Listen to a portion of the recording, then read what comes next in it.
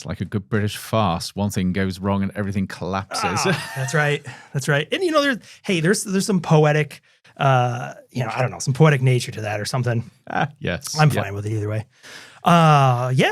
Okay. All right, here we go. So the question is, are we going to have a long meandering sort of cold open, or are we going to jump straight in? Oh, we can go. This is like choose your own adventure. Right, we could do it. Yeah. Well, all right. I'll try to keep it short. Okay. So quickly, I was curious. So right before we recorded this episode, the Apple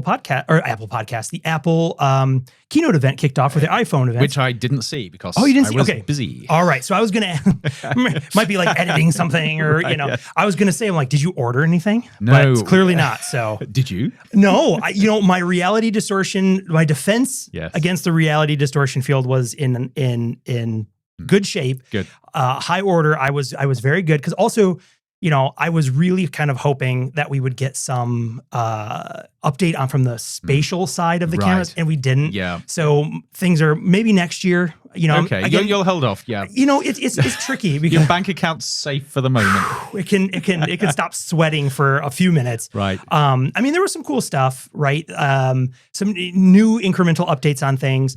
One thing that was cool, that if you have the latest version of the AirPod Pro 2s, actually, I did notice that in the news, yes. Which is cool because this is a software-based update that, as long as you have either the brand new one, the 3 that is just coming out, which of course is like better ear fit, better battery, all that kind of stuff, or if you have the I guess before Tuesday, the latest generation, the live translation feature is really interesting because it kind of gets at the closest thing we have to a babelfish. I know, yes, that little translator in the ear. You don't have to put some kind of alien creature down your ear, but and we have to constantly remind ourselves that Douglas Adams said it was the cause of more wars in the universe than anything else. Just people began to actually hear what other people were saying. Well, and I saw somebody, I forget who it was.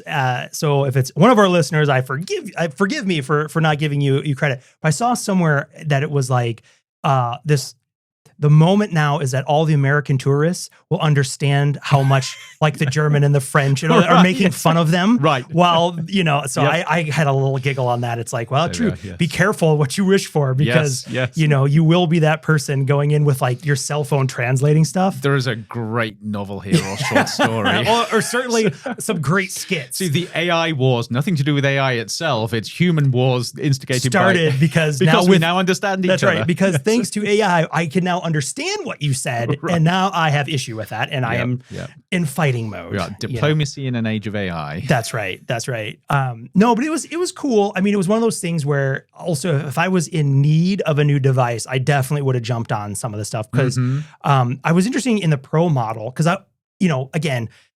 These cell phones, I think the last thing anyone cares about is its telephony capability. And at least for me, and I think there's a big group of people out there, the only thing you care about is the camera. Right. That's in there. And so that was interesting. Some new updates, which I thought was interesting just from the perspective of they're really going after the pro filmmaking Hollywood crew here. So, they've had some amazing abilities to save, especially with video capture, to do things like ProRes. So these are, if you don't even know what these terms are, it's because this is not for you. These are for filmmakers. It's a very specific audience. Yeah. Or aspirationally for creators who really are looking for that next sort of cinematic level or quality. But now they went a step further and so the phones, the new ones, the 17 Pros, will also come with this technology called Genlock, which most people are going, what is that? Well, I'm going, what is that? And you shouldn't know. Right. But so what it is you think about if you had, let's say, like 10, 30, 50, 100 iPhones lined up in an arc to do bullet time. So think of like those movies like The Matrix or 28 years later, where they do this thing where they kind of pull forward and like freeze time and move back and forth.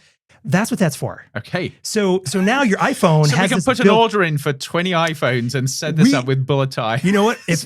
Hey, here's a call to our Sean, let me just remind you that we have 3 iPhones here recording this, and that is causing you to lose even the hair that you haven't got. That's right. Yes. That's right. Well, and it's kind of funny because that's what Genlock does is it synchronizes these things. And so I'm doing synchronization the old-fashioned way in post, like an animal. Yes. Right. But Genlock is what's cool about it, which again, 0.01% of iPhone users will ever know or take advantage of, is it literally locks the camera recordings down to like the exact frame. Right.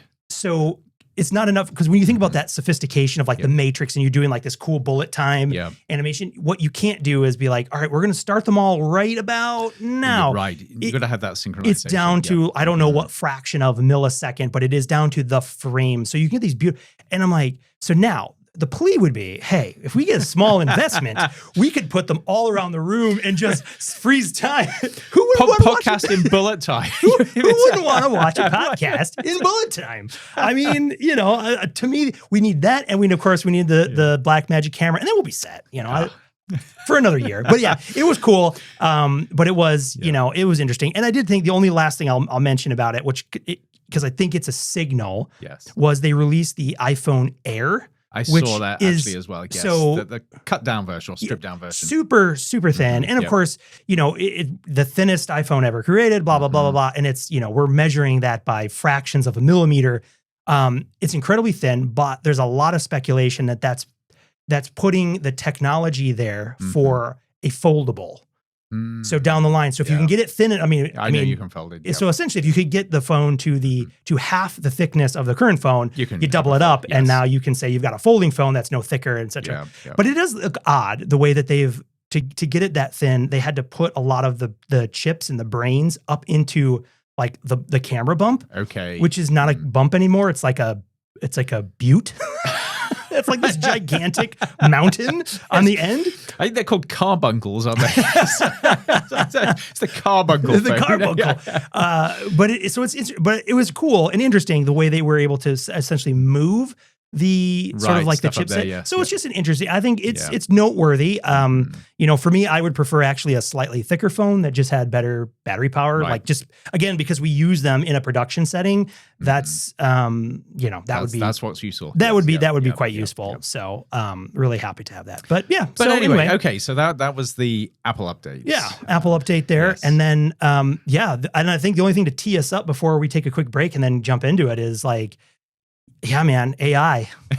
Again. Yeah. But this is one where I'm going to demonstrate my utter ignorance. Just to sort of put the little teaser out there. All right. So we'll do that. We'll take a quick break and we'll come back and we'll see how did Andrew not know about this? We'll take a look. Okay, we'll be right back.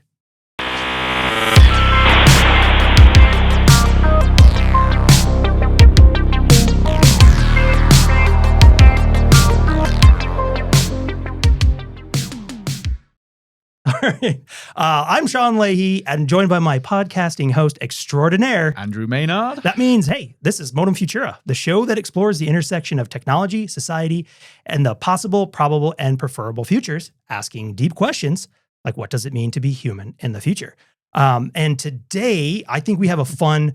I feel like I said this word or something to you, and you kind of gave me a look. Yep, and I was right. like, "Oh, we're." And it was only about a week ago as well. And this is the embarrassing bit of this. Yes. Well, I think you could throw in like the "Okay, Boomer," right? Yeah. Complain as, but okay. So the giveaway here is this term clanker. Clanker, yes, yes, which has been around. I guess it's been a sort of a trend on sort of youth social media for several weeks now. It's been even growing before August. I think. I mean, it has its origin. So this is kind of and maybe this is why it didn't catch on so fast, or you didn't see it. One, maybe you don't hang out in like TikTok or something. It's the TikTok thing, or even Reddit isn't. Reddit, X, TikTok, all the place where all the youths, all the people who are hip and cool. Well, not X then. Which is I am on X and I didn't see it. Yeah. So it's definitely the TikTok. It's all the hip cool people, and I'm just I feel like the Paul Rudd. I feel like the Paul Rudd people, the Paul Rudd version of here, where I'm like, like all the other fellow youths, just completely phoning it in and trying to fake. But it's interesting. So I love the term clanker. Yes. So first of all, for those who don't know, it is being used as a pejorative. As a slur against, well, actually, we're going to get into this, but initially as a slur against robots. Yes. AI, robotic stuff. Mm-hmm. But the original use, so where this word comes from, it kind of has a fun, really nerdy sort of sci-fi origin, because clanker was essentially this slang term used in Star Wars, the Clone Wars animated series. So, if we're in that story, if you have never seen it or don't know, this takes place in the Star Wars universe there's all the battle droids, right? Yep. And so you have the clone troopers on one side, and then the battle droids on the other side. And the term clanker was the shorthand sort of slur or shorthand for these mindless idiot robots and stuff like that. So the term clanker kind of has its origins there that people, I don't know, it'd be curious, like, again, sort of like the mimetic pathway of these things of like how long it took to reach, It took a long time. So because I did research this after last week, and I forget when it was. It was only a matter of a month or so ago. There was somebody, I think it was on TikTok, that used it, and that's when it began to go viral. Yeah, sort of has this this big moment, but it has become a thing. And a weird, disturbing thing. So this is where my ignorance comes in, and I felt really embarrassed about that. So first of all, you told me about this last week. I'd never heard of people sort of referring to AI and robots as clankers, which shows how unplugged I am. Clearly, I've been spending too much time with my head in editing this book, which is coming out. But then even worse, we had a conversation in class earlier this week where we touched on AI. And one of my students came up to me afterwards and said, you clearly aren't up to speed because, and then proceeded to tell me about sort of the whole clanker meme. And then you're like, that's it. The show's over, folks. At which point, I was sort of feeling thoroughly chastised. I felt I had to dip my toe back into TikTok where I haven't been for ages. And I actually feel sort of slightly sullied and dirty now. Yeah, well, that's for a pin for another conversation is how is that even still possible? Well, we'll get into that maybe later. But no, it's a fascinating term. And it's funny too, because the way I've seen it used as well. So sort of generically, right, that this, again, this is a term that is used as a derogatory or like I said, like a slur-ish kind of.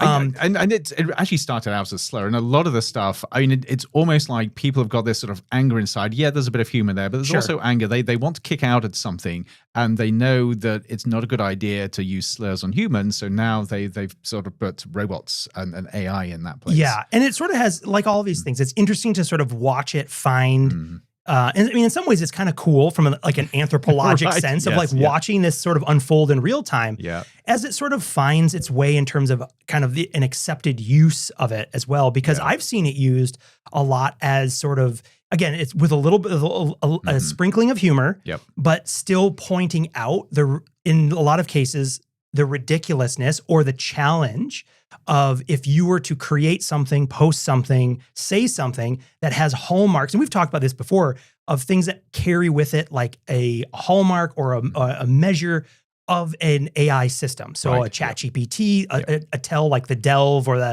are the common ones? Like the M dash, the Delve, these things over time that people have always kind of sorted don't up. say that. I use them all the time. Well, that's why it uses them, because it's trained on all of our stuff. But suddenly you would see this just explosion of the use of these where you're like, wait a minute, you weren't the type of guy or person to write using those, and now it's everywhere in your writing. But that would be the thing. So a post or this, suspiciously succincting. Of course, it's like, all right, clanker. But that's it, because this is where our conversation started last week. So now, yes, you look at this term clanker. Started off with robots, and now it's sort of morphed into sort of any sort of AI. So you have politicians sort of talking about sort of chatbots being clankers. But now you're beginning to sort of see people associate people who use AI with clankers, and it hasn't quite got there yet. But you can see it beginning to emerge, where it becomes a slur against AI users. It is. Clanker. Yeah, well, it's funny, and I feel like we should say this right now. At recording, this word does not count as an explicit word. It might do in the future. History might prove us wrong, and this could end up being the worst, exploitive. But I must say, and I have very mixed feelings about this. I actually feel very uneasy about this whole trend for reasons we'll get into. But the fact that I can sort of sit here and say in a British accent, "You clanker." I love it. Technically, you can get away with the replacement of that. I think. Yes, it doesn't trigger the American FCC. And actually, you know what? We're on a podcast. Yeah, but we're outside I know of what FCC it really regulation. means. Yes, I know. Well, it is funny because there is this layer too of, again, I think about that. I'm like, right now it's not a swear word. It's not a bad word necessarily. And then I'm like, again, in 10 years from now, when the robots take over and they're looking back, they'll be like, these guys were coming for you. Yeah. But the other thing is, I'm going back to sort of the origins of this conversation. We were talking about sort of what would it take for there to be a sort of mass sort of pushback against AI. Yeah. And we were talking about genetically modified foods and the Frankenfood moment. So back in the 1990s, there was a letter to the New York Times where somebody used the term Frankenfood, and that was the trigger point. All of a sudden, it was adopted and it was used in campaigns against GMOs. Yeah. And so we were wondering, well, in fact, this was before I knew anything about clankers. Sure. And we were talking about it, and I was saying, well, I wonder what AI's Frankenfood moment is. And you said, well, have you seen the clanker? You living under a rock, man? Right. The clanker. Well, I mean, I think that's a great setup for it too, because we throughout, again, if you go back in the catalog of our shows, you'll hear us talk time and time again about pendulum swinging, movements building, then pushback against the hype. And I think right now we're sitting very much in a space that in some ways you can see sort of the analogous situation of genetically modified foods, where the Frankenfood comes from, where you have a building sense of social unease. Yes. Right? It's confusion, it's unease, it's not understanding necessarily what is honest about some of these things, how much is truth, how much is being hidden, how much is hype. And it's a power differential. So with GMOs, it was big companies like Monsanto and Syngenta who people felt as if they were just dominating everything and imposing their technological will on society.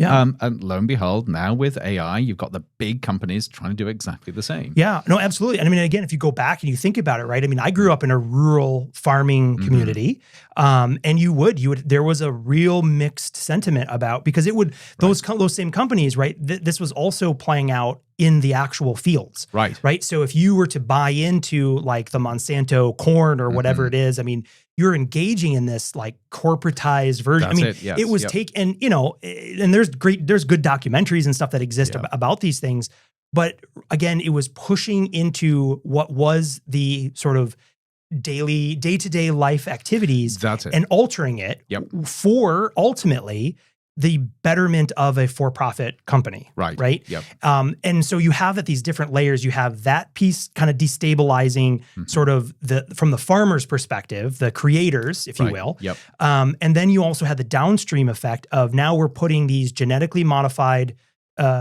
food elements, whatever. Genetic slop, if you want the analogy. Genetic slop. It's clankers putting genetic slop. I really like that. A literal slop. Right. Not digital slop, but a literal slop, but into your food. And then people are eating that and then starting to ask the question, like, is this healthy? Should I be doing this to my body? What are the unintended consequences of me eating a genetically modified, fruit bar or whatever it is? So again, and then not knowing what the science is. Because who to trust? To be absolutely clear, the whole pushback against GMOs was a social thing more than a science thing. There is very little science to indicate that there are serious risks there, and where there are provisions in place. That's right. But it was that feeling of lack of power and lack of ability or agency to do anything. Yeah, and I think that's the key word, is the agency. Is like, and again, especially if you look at the United States during that time, I mean, this is when you start to see that massive erosion of food options available. So you see the rise in urban areas of the food deserts, where the constriction of grocery stores and things. And so you have this prevalence of ultra high processed foods, all containing GMO. So again, that loss of agency is also, you potentially, depending on where you were coming from, it again just created this undercurrent of mistrust. That's it. Just at best confusion, not knowing, and then even questioning, like, where is the science? And if it's not being produced or isn't coming out, like, how do we know that the companies aren't, in some ways trying to obfuscate scientific research, or how do you know? And, all these kind of things that swirl, which again, if you just take out the word food or genetically modified and add AI. It feels like that. And I think there are some big differences, but this is why I was asking the question, because it feels like we're in that swirl with power imbalances, with all of these questions around, is this good or is it bad? Are we having something imposed on us? Is this going to affect society in really bad ways that we seem to have no control over? And that, to me, is where this whole sort of clanker conversation comes. I think it's fundamentally different in some ways for GMOs, but it does indicate a desire to sort of push back against what's being imposed on society. Yeah, no, absolutely. And I think, to that end, I think it really comes and strikes at a moment where there has been, and again, our show is no exception to that, especially me. You've heard me railing against the hype, right? Right. And we are at a point now, very recently, on the other side of the release of ChatGPT 5, which again, if you rewind the clock 6 months, a year, this was supposed to be AGI. This was supposed to be, right? That was the story we were being spoon-fed. This is the one where you have people leaving OpenAI because they felt that this was going to be the end of everything, or That's the beginning right. of everything. This was supposed to be an existential risk moment, right? And people who had clear heads knew there's no way, right? But that didn't stop the hype machine, and it didn't stop the nonstop sort of narratives or stories being flooded by, again, those who stand to gain from the hype, right? Of the investment, the rush, the I don't want to miss out on this, so I will give you everything. Relaxing policy, financial backing, all these kind of things. And then, of course, it comes to the point, it doesn't happen, and now we're also starting to be left with that kind of moment where you're over your skis. You're like, oh, well, and we talked about this last time, right? You're going down into the trough of disillusionment very quickly. But coming along with that now is you will start to see the pile-on, right? Of all the people who go, that's right, this isn't what we thought. That's it, yes. It's not really in power. Yes, and also the fickleness of public opinion. That's very much so, right? But also that switch then to also being like, those of you who were championing this are complicit with this idea of you wanted to take away from me my agency as purely intrinsically human, or whatever it might be, or even if that's just in some ways, subconscious thought of it. But this is what begins to come through. But it starts to come through. And there's another term that I came across when I was looking up, it's kind of like the origins of clanker. Is also another one that I find kind of interesting, and you could see the immaturity of me. I can't say without smiling. Is calling someone a slopper. I know. Yes. Which there's something Sean, about. Are you a slopper or a clanker? Hey man, I've been known to clank and slop. That might be a good show title.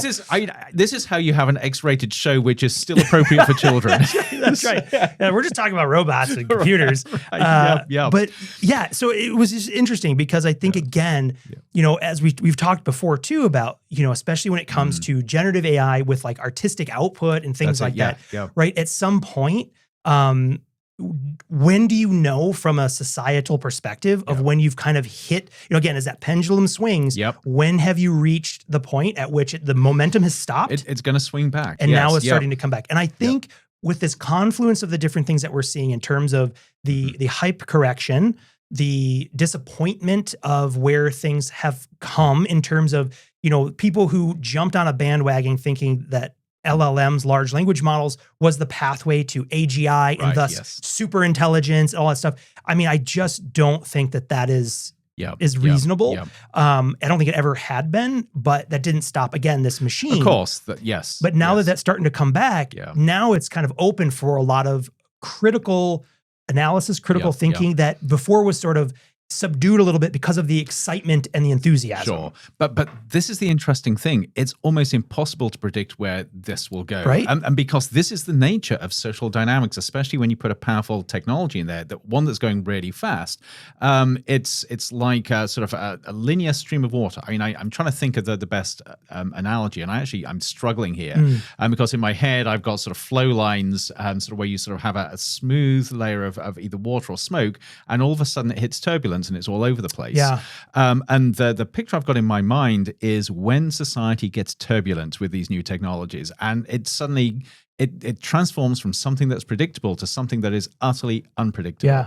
And it feels like we may be hitting a tipping point like that. And it's nothing to do with the technology. It's everything to do with the social dynamics around it. Yep. No, absolutely. It's funny that you see it as like a fluid. Yes. In my mind, if anyone's a fan of like the Marvel universe with like the TVA, right? This entity that oversees the time variance authority, right? And I see it as a timeline, digitally represented as a straight line, and then there's an inflection point, and it branches to different timelines, right? Yes. And so the question is like, which timeline do we end up on? Are we going to be in the slopper, not slapper, slopper future, or the are we clanking and slopping? That's even your difference.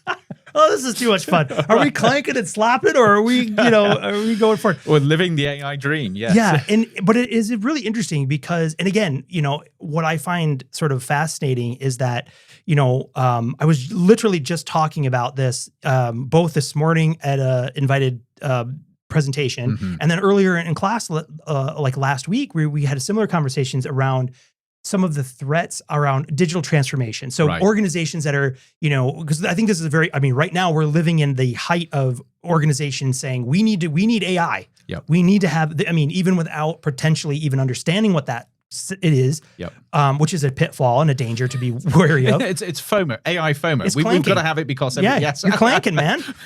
You just clanked.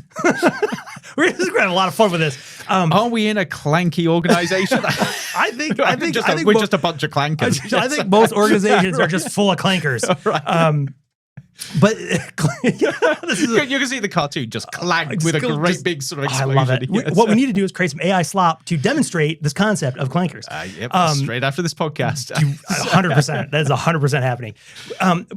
But again, this idea, right, is like as companies are starting to grapple with what does this mean, whatever.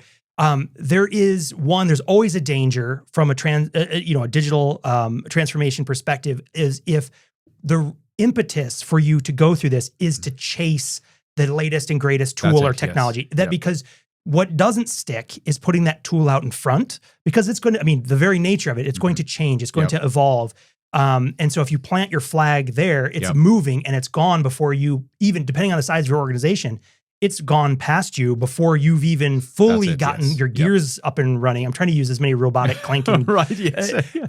But also with that is when you think about organizations, there may be a time, regardless of what the technology is, where they may decide that they are intentionally analog or use whatever the equivalent would be, where they are intentionally not engaging in a specific new technology or idea, intentionally because of the alignment to their product, brand, service, what have you. That's it. Yep. And so right now, it's really interesting to see what will happen over the course of the next 6 to 18 months to see how large corporations, start to respond to this sort of growing social backwards, because maybe this is a blip, and in 6 might months just from fizzle, now, but it may not. It may not. That takes us back to Frankenfood. When that letter was published, who knew whether it would fizzle, whether it would go nowhere, or whether it would ignite something? I mean, it's the same as we're seeing now with Clanker, but also with other movements. Who knows what's going to ignite a social movement versus just fizzle? And even going like the Frankenfood, going back to the 1990s, so 30 years ago, which is hard to believe that it's been 30 years. But even now, how many of your products either do you just notice or do you intentionally seek out that have the little label non-GMO? That's it. That's a direct product to that. And what does that in the question, if you go, I don't know, our European friends are probably like, what are you talking about? Right. We have clean food. Well, this is America where you can even buy salt that has the NG. Oh my God, I know. Sort of non-GMO sort of. Yeah. You could buy food you could buy cheese that has no cheese in it. Right. But it's this idea of you dig something out of the ground and you stick a non-GMO sticker on it. Found this one in the dirt. This one's not. But the point, and this is like sort of a rhetorical assignment, right, for people, is like when you see that label on a food packaging, what does that convey to you? Yeah. Right. So, and I'll be honest, when I look at that, I have kids, I have small kids. So I think about this also, I grew up eating food we put in the microwave that I mean, these things had shelf. I still remember eating these things that was like, it was like chicken and mashed potatoes that was shelf stable. Right. And I'm sitting here going, how are they keeping that fresh? Right, And I'm like, I don't know. I may very well glow in my casket one day. I don't know. But when you see that, like even as a parent, when you see that non-GMO, the signal that it tells me is that this is cleaner, healthier food. But even though scientifically, again, there's that may nothing not be the case. But there's a psychology of labels because they force you to make a decision. In the absence of a label, you don't actually have to logically think through, am I going to use this or not? Am I going to eat it or not? As soon as a label is there, you are now responsible for how you respond to it. And almost always the knee-jerk response is a risk-averse response. So you see a label, you immediately think, I'm not going to touch that unless it's a positive label. But you either think, I'm either not going to touch it because there's something that indicates it might be dangerous. And if I touch it, I'm responsible. Or if you see a label that signals that this is absolutely not dangerous, not like those other things next to it, you go for that because you think, again, I'm responsible for my actions, especially if you've got kids. So it's you're stuck. Somebody has already manipulated you by putting that label on. And these labels, I mean, depending on, it's funny that you bring that up because I was, a while ago, I was engaged. So I forget what the state proposition is in California that requires the addition of this, like, may cause cancer. I everybody will know, but I don't want to get the number wrong. But me either. I'll look, if I can remember, I'll look it up. But essentially, if a product is sold in the state of California, it'll contain, depending on and the threshold is very low. Yes, this is carcinogens. Carcinogens. So, and it's like, and I don't know the specifics because I don't live in California. But basically, any product that triggers that threshold has to carry this label.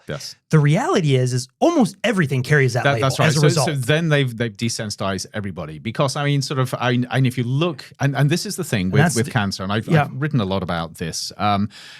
Cancer risk, it isn't really risk. People look at cancer hazards. So they look at the possibility of something causing cancer rather than the probability. Right. So even if there's a slightest possibility, and that includes things like bacon, coffee, pretty much anything you will come into contact with. Anything you put into your body. Well, not everything, but an awful lot of things. A lot of things which are actually healthy or the actual risk is minimal. They will have these labels. Or, I mean, I remember seeing it one time. I bought a patch for like drywall. And it was like, and I'm like, what? But if you're not used to it, it makes you think. You think, what am I doing this? You go, why would I put a toxic chemical in my home? And then you're like, the thought process is, I put this on the wall and 20 years time, one of my kids gets cancer. Is it my fault? Right. Or who can I sue now? We live in America. Yep, you're the American. Guys, I'm not. Right. That's your birthright. Is like you can also sue. Yes. Yeah. But I think. But then you bring it to AI. So I mean, and there is a difference here because we know that there's what people actually sort of technically call the yuck factor. Stuff that goes in your body. There is a visceral response to a technology that is sort of intimate to your body, which you don't get with other things. But even with AI, even though that yuck factor isn't there, as soon as people start thinking about slapping warning labels on things such as AI-driven social media, AI-driven content, AI-driven emails, it alerts you to think, is this healthy? Is this safe? Should I be doing this? Should I be better not doing this, especially if kids are involved? Yeah, no, absolutely. And I think it's really interesting. And what's, again, coming back to the labeling, what's been interesting is I just saw, again, anecdotally, but recently, was watching, I think it was like a YouTube video or a YouTube short or something of a young creator who sells like really ornate, really beautiful hand-drawn playing cards. And her whole thing was she was active, like as in making her own, no AI was used because she wanted to, again, proudly analog. The whole point of her art was that this was my creation and I don't want someone associating it with the momentary, quick, you know, you take that sort of that pejorative slant on it. I don't want it confused with somebody else's slop that they put no care, no time, no energy into. And so how do I, if I'm competing, because that's the other problem with something like this too, if you think about how this might play out in like a creator or maker space, right? Is like, if you are I'll use the air quotes, a traditional maker, so one who did not use generative tools to create the imagery or the actual artifact, you now are competing against people who don't have the training and skill that you do, but can mass produce all kinds of, even taking your own artwork or a similarity of it and then turning around and creating their own and all that kind of stuff, right? But so now how do you now separate the signal from the noise when you are trying to say. And so it was interesting to watch that her whole thing was proposing this solution as in like, we need to start and it was literally like that sort of using that same like international symbol of AI to indicate on products or services that are intentionally analog or non-AI in this sense. But I wonder how you would do that. So yes, I can see the equivalent of the sort of non-GMO, the non-AI sort of sticker going on things. But how do you ensure the provenance? How do you ensure that there wasn't some point somewhere where that output wasn't influenced by AI? Yeah. Well, and we've talked about, I come back to my favorite thing of the low background steel. Right. Is there is a strong argument to be made with the prevalence of the way AI writ large has become so ingrained in the fabric of human activity that you could say, even if you weren't explicitly engaging in a tool, you have been, in some ways, you have been corrupted. But then you can push this forward. So I think that is a really big question that we have to ask. How much of our sort of lives, the environment around us, has already been tainted by AI? But then there is this spectrum between people who actively try and not use it, so you have the human essence in what they do, versus people that completely adopt it. And the big question of where is it acceptable and where is it not? At what point do people actually attract the slur of clanker or slopper because of their use of AI? So people, for instance, that use AI to sort of write emails, at what point do they become clankers? Or sloppers? I think we've got to work out what the right terminology is here. you can be. I think you can be both. You can be. They're non-mutually exclusive. Right. Well, I think that raises a really fascinating point, and I think you had published a Substack. I did actually a couple days ago, looking at the email case in particular, because I was intrigued with the reputational risk, effectively, of what happens when you start sort of outsourcing all of your emails to AI, especially when they're relational emails. Say you're somebody's line manager and you're dealing with sort of complex workplace dynamics, and instead of you professionally dealing with that, you ask an AI to deal with it. Well, I think the risk is massive in that sense, because again, when we think about something that's sticking in my mind is this sort of spectrum.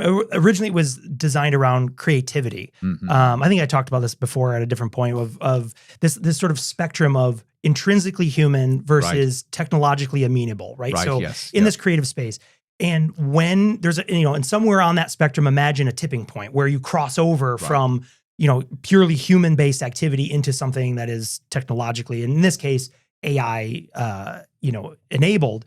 And I think, mixing in with that, the concept of care that always comes back around is that when you are choosing to offload a personal interaction versus maybe a one-to-many professional, like copywritten sort of and this moment. Is where the risk was definitely lower. Yes. You can understand. You would, that's when you would typically leverage a tool like that. But we know for a fact that people are being broken up by messages from generative AI tools. It's no longer just a text, but it's not just a text. And it's when you get that breakup message via text, which is beautifully crafted, and then there's a little chat GPT at the bottom, which was inadvertently copy and pasted saying, "Do you want to be more assertive?" And then you make this. You need to break this off, man.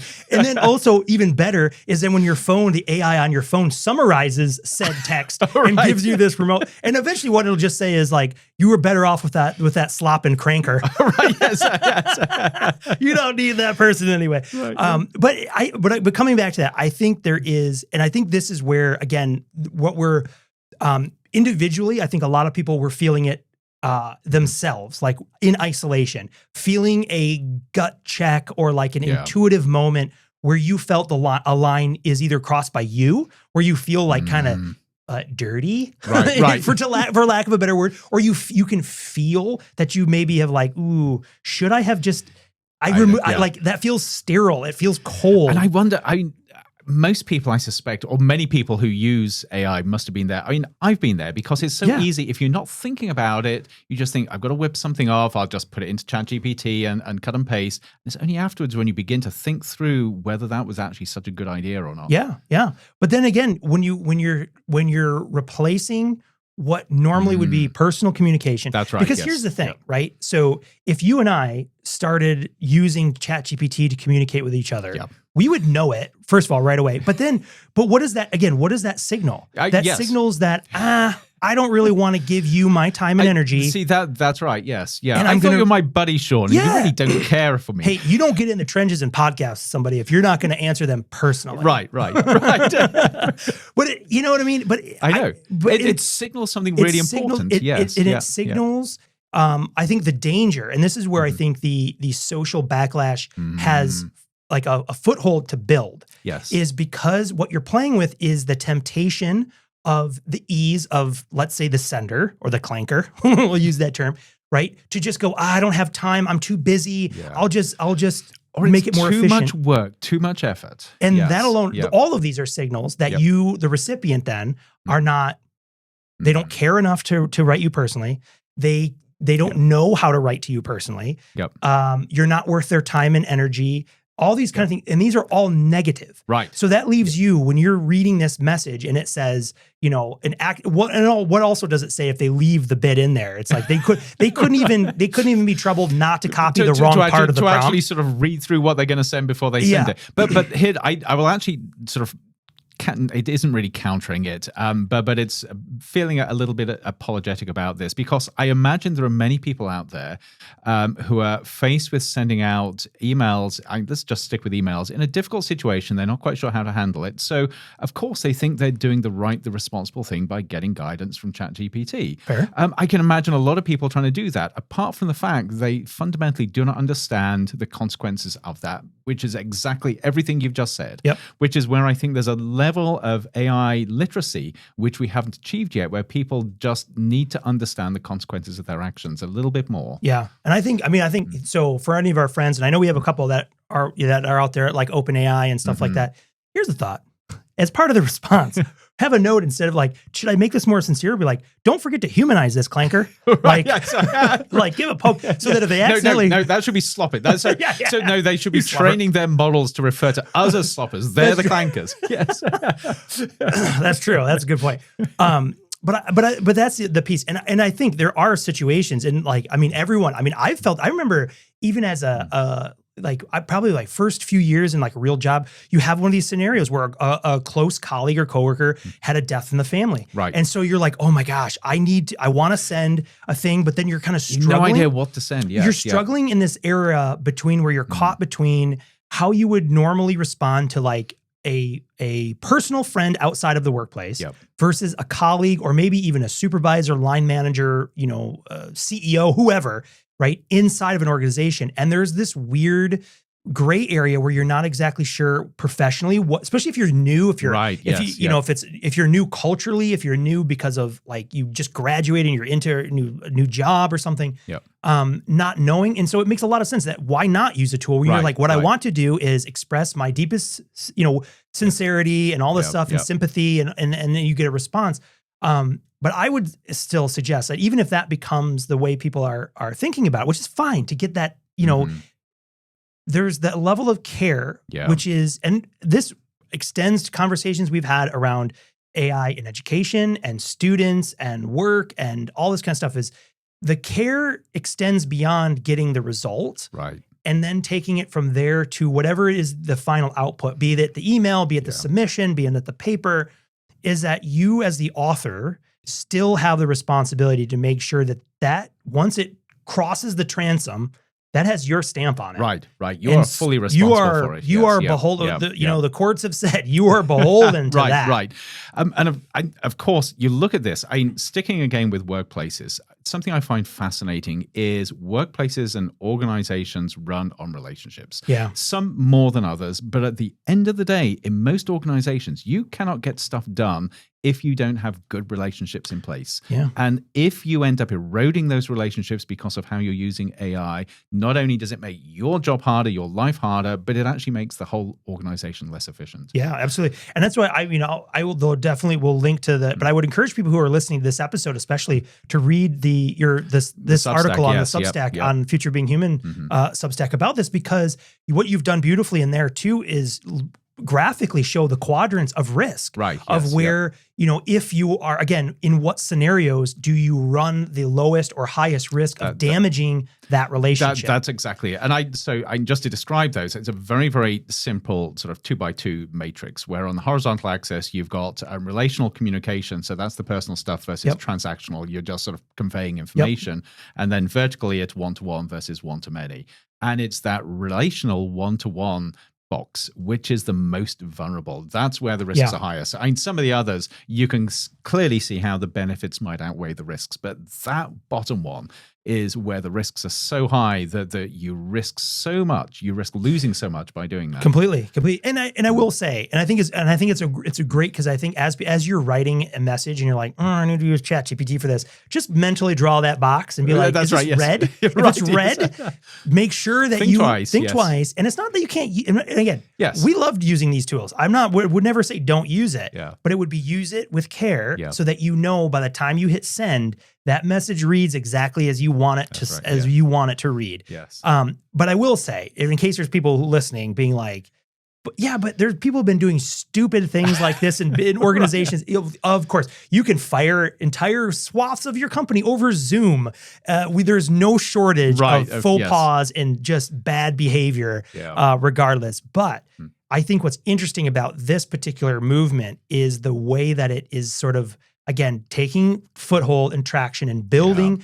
And again, the way it's being used, similar in some ways where I have seen it, is also it really feels in some ways that it's being used as that okay boomer pejorative of like, you're out of touch. You don't know what you're doing anymore. You don't belong here. And then in some ways it's being used like that as well, which is like, you're just one of those who don't bother to learn how to use the tools effectively. That's it. That you're just using the cheap surface level layer of it and thinking you're this cool. is where it can go so many different ways. But the reality is, again, it comes back to those social dynamics that if you're not on top of what you're doing and how you're doing it and the consequences within a broad social context, you're heading for a whole lot of hurt if you're not careful. And things change so fast, as we're seeing with the current trend, that you've got to be at least plugged in somewhat to understand sort of where public sentiment is going. Yeah, absolutely. And I'll kind of point back, and I'll link it again. We linked it when we talked about it originally. Back in April, there was a release from Pew Research that was looking at artificial intelligence and the outlook on it by it contrasted AI experts and the general public, right? And of course, the AI experts were like, yes, of course. You ask any group of experts of their own thing, and they're like, yes, of course, we expect it to grow and be be wonderful. But the majority, the slight majority, is like 51% or something like that, of the public were more concerned than excited about these technologies and tools. And I think, again, if we think about sort of this model of diffusion across a society of an idea or of a technology or an innovation, you have your early adopters who are innovators and early adopters that are way out in front, right? They've been using these tools since they were half-baked and, messing with them, experimenting. And then comes like the wave of like the early adopters, the early majority of where you get that like really that front group that's really sort of driving the trends and the, sort of the standards, if you will, of how we're using these tools. But then come the late majority, right? The other half of the meat of that bell curve. And that group, I feel like, really is where you'll start to see these sort of pushbacks build. I think so, yes. Because they may not be so easily enticed to engage with this innovation and tool and what have you based on enthusiasm. Right, yes. They're usually, it's like, well, they my have job different requires values, different value set. Yep. And none of these are values. And I should clear, every time I mention that tool, it's not a reflection on an individual of their own capacity, intelligence, what have you. It's about how they come to that tool. Right. They could be resisting it for reasons of they don't trust it. They think it is, snake oil, like whatever. Yep. They may be on the author copyright side of the equation of these, which is another part of this discussion. These legal challenges. Yep. But that group also tend to come to these technologies and innovations because they sort of need to.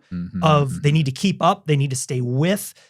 Jobs require it. Their social groups require it. And then, of course, it's followed by the last group, which are sort of, again, it's oftentimes, I don't like the term that's often ascribed because it does sound pejorative of the laggards. Right. And it just, I would, in the models I usually cross it out and I say the resistors, right? Because they're resisting adoption of that tool because they have some reason for that usually. See, that's it. Whereas laggard sort of implies that there's something wrong with their decision making. No. And that is not the case. And that's a judgment call. That's exactly it. As opposed to they're resisting going into this new tool or innovation for some reason. Right. What that reason is, that's not for us to decide. But that's that group. But it is interesting. And I think, maybe we should mention, maybe as like kind of a final thing, we can mention the legal stuff with Anthropic. Because that was pretty massive. It is. And this is actually, so we haven't talked about this beforehand, but I think we ought to use this as a bit of a spoiler for what we're going to talk about next week. Where I think we ought to talk about the book.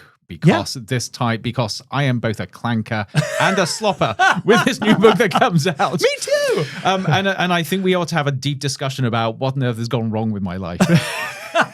I don't know if we can fit that into that might have to be an extended two-parter we need to get one of those couches in here. But the reason I mention is it ties in both with this conversation about how we use AI and how we don't, and the content we generate, but also this very specifically this case with Anthropic, where Anthropic decided to settle with authors whose works they used illegally to train their model. Yeah, no, absolutely.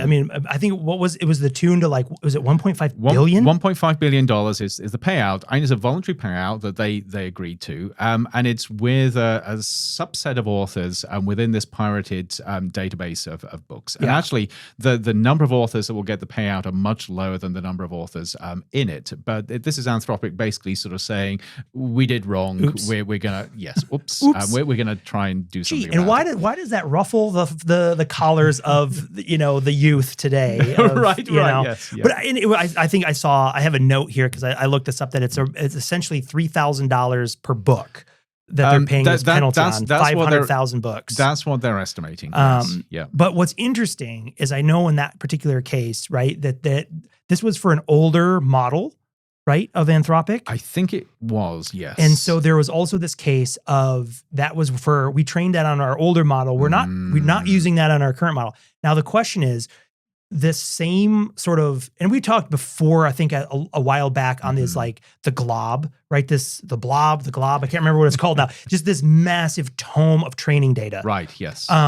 And also there has been likewise this very gray blob floating out there that was known to contain all kinds of, or maybe even mostly pirated content. Yes. And I know in Facebook, Meta was caught red-handed using it from their own engineers. So the question now is, after this settlement too, is how many of the other, that's it. What about Google? What about Meta? What about OpenAI? Yep. How many of them are also using this same data set? So which they would also be liable for similar types of legal lawsuits and things like that. So we're waiting to see what the fallout from this is. And I would say this is deeply complex. It's easy to polarize, to make it simple and polarize things and say sort of AI company bad, authors good, and hey, great for the authors. Yep. It is way more complex than that, and I think it's a test case for how the world order is changing in terms of creativity and ownership and copyright and fair use. Yeah, no, absolutely. And I think one of the things that is interesting, and not for today because we're going to wrap this up, but a pin for another conversation is also just around the broader, as we think about these machines and what they're capable of doing and how they work, the way they ingest, because we've also seen legal rulings here recently in the United States that ingesting information from like New York Times, for example, because that information becomes tokenized, you can't extract the original word. So it is not, that's exactly it is considered transformative under US copyright law. That's it, yes. Which is protected. And just to be really clear here with the Anthropic case, the case does not hinge on the fact that they used this material. It's the fact that they used pirated material. Yes. So they could quite legitimately have bought copies of the books and scanned them in. It just hinges on the fact that they were using an illegal database. And somewhere you have to think, in some boardroom somewhere, somebody was like, hey, I got a guy. where are we going to get all the data to train this thing? And someone went, I got a guy. 1,000 interns, a bunch of copiers. I got a guy. And of course, nobody's quite sure how that works out because there are legal arguments that say even just buying something from Amazon and scanning it in is not appropriate. And we've got to see how that plays out in the courts. But OpenAI or Anthropic would argue it's transformative because you're putting the stuff into a great big melting pot where everything is dissociated and then reformed. That's right. So if you're putting your book, if the book gets read into one of these machines as transformed, you can't ask it to read you the book back. That's not how it works. Yes. And that's exactly what this is like they basically, to train it, instead of going out and buying, which I'm going to tell you right now, Anthropic, it would have cost a lot less than $3,000 per book. Right. What's the going average? Like 15, 20 bucks? Yeah, right? but there were millions of books in that database. It's only a subset of them where you're going to get the payout. But yeah, I mean, I'm sorry, just on that, because one of my books is in there. I won't get the payout because there's this little clause that said you actually had to file a copyright sort of filing. And most authors won't do that. They'll go through their publisher. Can't you just have an AI do that for you? Well, no, this is the thing. When you write, by default, it is your copyright. Yeah, absolutely. So it's very few people who will actually formally file it because by law you have it anyway. Yeah. But in this case, you have to have filed. It's actually an interesting thing. For ages, this is just related. Photography is the same way. That if there has been a copyright infringement, so long story short, you have a beautiful photograph, you throw it up on your website. The copyright is fully yours. Yep. Someone steals that. If you haven't registered the copyright, you're not eligible for damages. Like you're limited to what you can claim, because you didn't go through like the commercialization process of it. Yep. So it's still yours. You can still be found. The person who's violated it can still be found guilty, and they pay something. But it's limited. But it's much more limited to if you have done that step. And I think people are forgetting this in this case. So you've got a whole bunch of authors who say, hey, my book was in the pirated sort of database. Surely I'm going to get a payout. Chances are you're not. Oh, that's too bad. It's like a class action. You know what I mean? Right. You're like, hey, cool, a bag of chips and 75 cents for my stolen data or whatever. Yep. But no, I mean, and it's, this is one of those things, again, with these companies, this is kind of my last perspective on this, is you have companies that these are in some cases $1 trillion companies using stolen books. Right. It's a little ridiculous. Like come on. Yeah. We should have an episode on this because I am on the fence with this. I have some very, very unpopular views, which I need somebody to disabuse me of. Hey, I like unpopular opinions. But I think it is complex. It is not clearly as black and white as people would like to make. It is. And I think kind of along that lines, one of the pieces that is at the heart of that, which is an ongoing, unfinished legal and intellectual debate, especially here in the US under US law, is whether or not an AI training system or whatever would classify as having the right to read. Right, yes. And because, for example, humans, whether it's stolen material or not, you're allowed to read it. Right. If someone gives it to you, you can read it. See, that's and they can't take that right away from you. Yep. But this is also this is where the complexity comes in. And I know we want to wrap this up, but I'm going to throw this out as a little teaser. Something I really grapple with, and I grapple with this as a writer, as an author. As an author, it isn't simply a case of you sitting in your own little room, sort of creating everything, creating a book and putting it out into the world. It is a process. Coming into that process, the ideation process, you are sucking in influences and resources from all over the place. Yeah. You're effectively acting as the AI in terms of pulling all those influences in, which you almost never acknowledge in the process. You write your stuff. That's step one. Step 2, 3, 4 to 10 to whatever is you give it to other people and you work with a whole team of other people, editors, publishers, goodness knows what. So the final thing that comes out is actually a team effort, goes back in history with the people that influence you, goes forward from the point that you actually started writing to all those people that actually added creatively to that product. It is not just the author. Yeah. And usually the only time those people get a nod is if there's such a good enough relationship where the author intentionally thanks them. Yes, otherwise, you have no idea they were even part of that project. That's right. And I think, just to kind of end with that, I think that's a beautiful piece, is that this realization also that nothing is truly in isolation. Right, yes. And nothing, again, we can pull in some sort of contemporary art on this element too, is that nothing is truly original either. Yes, I mean, you cannot extract an idea you have. Add to something, and you can be generative in terms of how you add to what's there, but coming up with something completely original is exceptionally difficult. Almost impossible. Almost impossible, because that has everything, even the way you think about it or approach it, is in some way has been influenced or like affected by the things and environments and people who have come before you to even put you in that position to think about it. Talking of which, I don't think we acknowledge the person who actually came up with the word clanker. Perfect example. I mean, it's a fast. Unless you've actually got it. I don't know. No. So, but this is exactly my point. I mean, Star Wars. Well, somebody who was writing for the script for Star Wars came up with the word clanker. That's right. That's where it originated. They will never, I suspect, be I'm on a acknowledged for hunt that. now. Who was? Like, I wonder. So we basically sort of adopt these things, we make them ours, and we believe that they're ours, but actually they're not. They're part of the culture that we're within. That's right. Yeah. No, I don't have all I know is I think I can find the original episode where it first was mentioned, and then we can. You're going to do some digging. But see, even then, to your point, it's going to be a writer's room. It's going to be a team of writers, a bunch of people, and from there, like I don't know which one wrote which. You know, who did? So here's the call. If you know who came up with the original name of Clanker, leave us a rating or review and let us know. There we are. That's a good way. Yes. But that phenomenal. I absolutely love these conversations. We got a chance to talk about clankers and sloppers and get away with it. No one has burst into the door and cut us off, which is phenomenal. Yeah. And so what a fun conversation. Yes, yeah, and to be continued.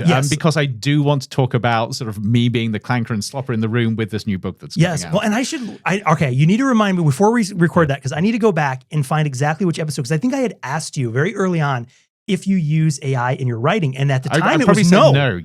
This is a complete change from what I do. And what's been fascinating is over this arc of a year or so to have the stance was no, that's intrinsically my human, that's my voice.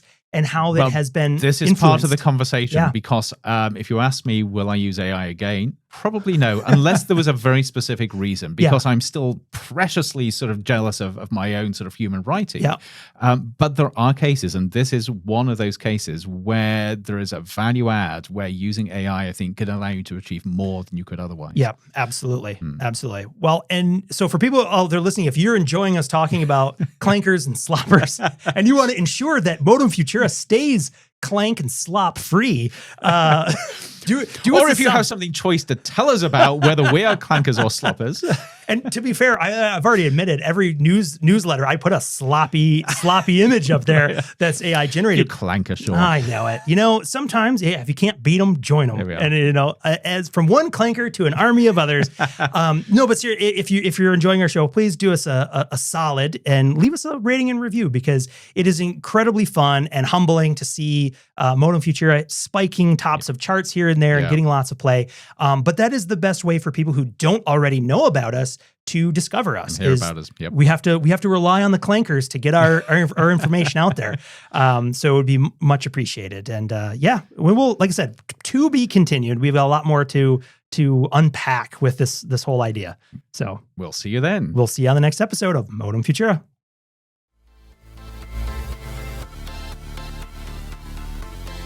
And transmission.